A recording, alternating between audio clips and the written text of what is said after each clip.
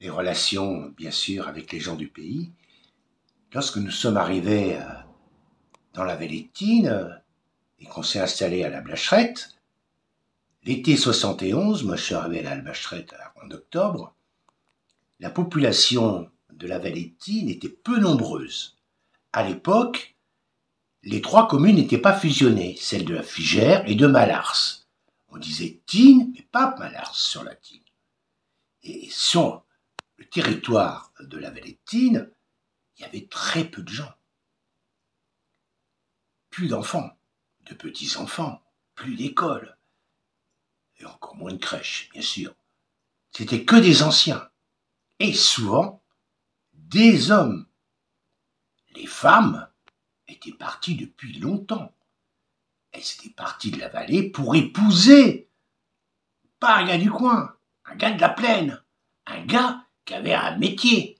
Elles voulaient surtout pas vivre la vie de leur mère, qui était des vies très dures, 12 heures de travail par jour, s'occuper en plus de la maison, du repas, des enfants, être sous la soumission souvent du mari.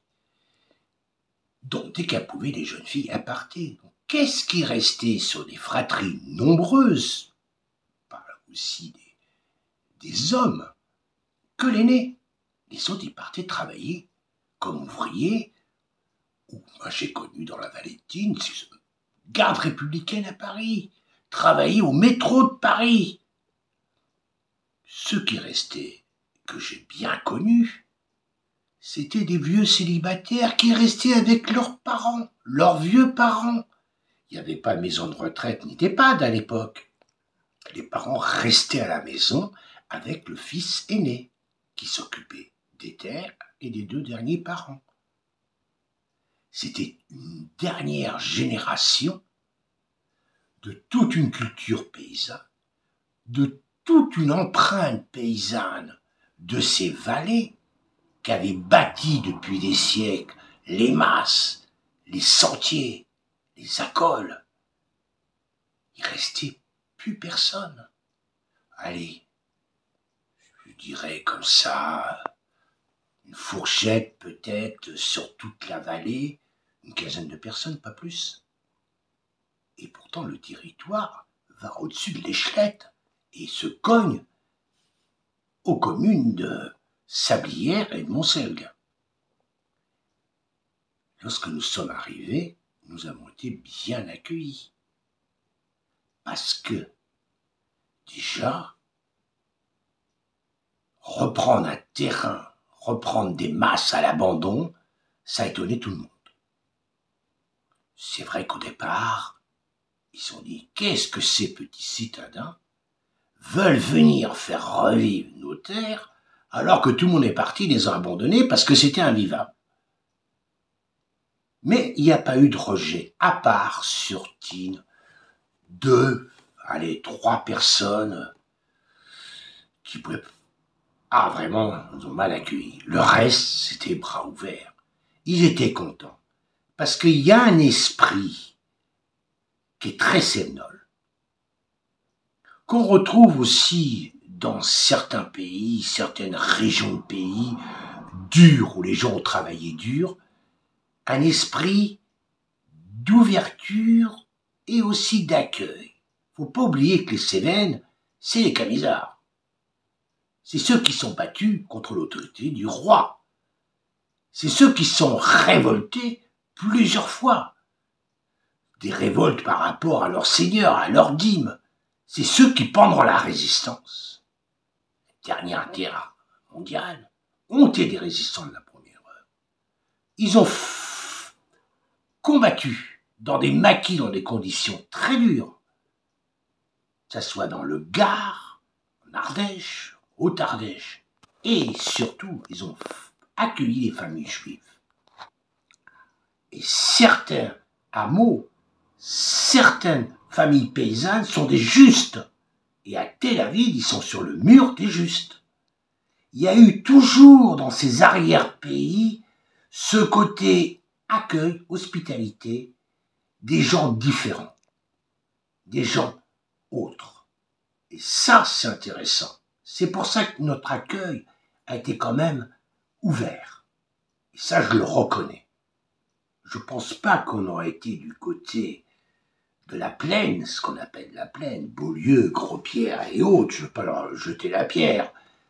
Mais c'était déjà une agriculture, je dirais, pas intensive, mais industrialisée. Déjà, c'était plat, de la vigne, des vergers, tout ça.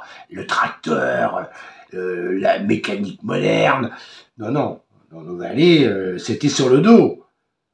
Les bottes de foin, c'était sur le dos. Les chacs de châtaigne, c'était sur le dos. Les routes n'étaient pas goudronnées. La route de Tignes a été goudronnée en 56, simplement. Le reste, c'était un chemin de terre. Donc, c'est vrai qu'on nous a accueillis. Il n'y avait pas à bras ouverts, mais quand même, il y avait ça. Et surtout, il y avait quelques jeunes qui étaient restés au pays. Plutôt sur le plateau Montsec, Petit Paris, où il y avait de l'élevage de brebis, des choses comme ça. Et qui étaient tout contents, eux, à 30-40 ans, de pouvoir faire le pas et de venir nous voir. Ok. Ils venaient surtout pour voir nos compagnes se baigner, tout nus dans le torrent, voir sous le jupe des filles, mais bon, ils étaient accueillants. Parce que c'était aussi des célibataires, ils n'avaient pas de copines, ils n'avaient pas de relation avec des jeunes femmes.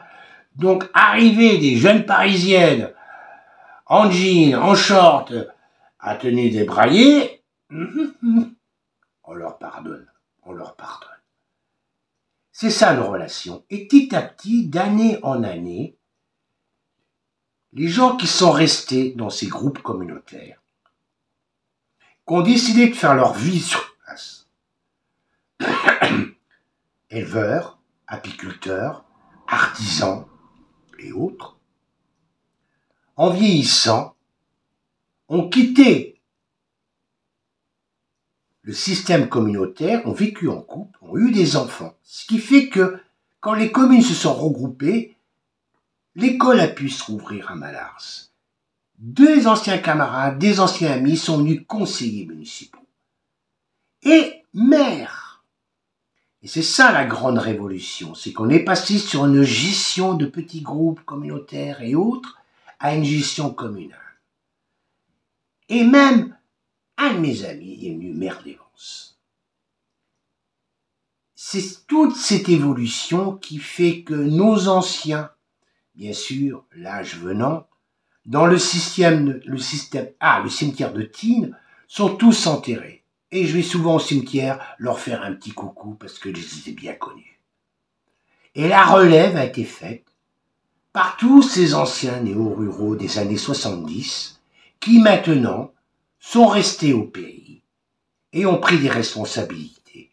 Et leurs enfants qui ont 30, 40 ans, je les vois au marché d'Évance. Ils ont grandi et ils sont restés au pays.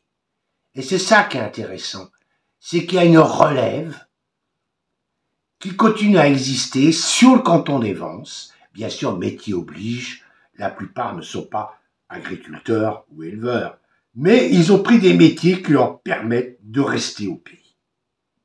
Et ça, c'est une révolution.